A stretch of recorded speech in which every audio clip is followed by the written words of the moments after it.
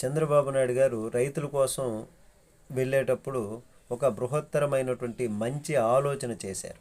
గతంలో రైతు బజార్లను తీసుకొచ్చారు. రైతులకు పండినటువంటి పంటలు గిట్టుబాటు ధర రాలేదు అనడానికి వీలు లేకుండా వారికి పండినటువంటి పంట ఆ రైతు బజార్లోకి తీసుకువెళ్ళి స్వయంగా అమ్ముకునేటటువంటి వెసులుబాటు, మంచి అవకాశం కల్పించారు. మరి రైతులకు వీలు కాకపోతే వారి బంధువులైనా వెళ్ళి అక్కడికి వెళ్ళి అక్కడ అమ్ముకోవచ్చు.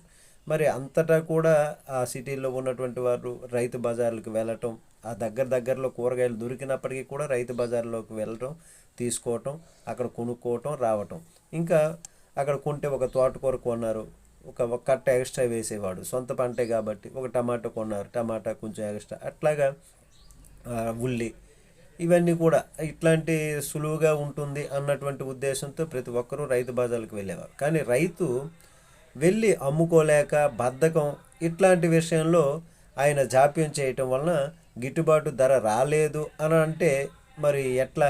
వాటిని వినియోగించుకుంటే గిట్టుబాటు ధర వచ్చేటటువంటి పరిస్థితి ఉండేది. అది మంచి విషయమే. మంచి ఆలోచన చేసి అది చేస్తే దాన్ని ఆ విధంగా రైతులు వినియోగించుకోలేనటువంటి పరిస్థితి.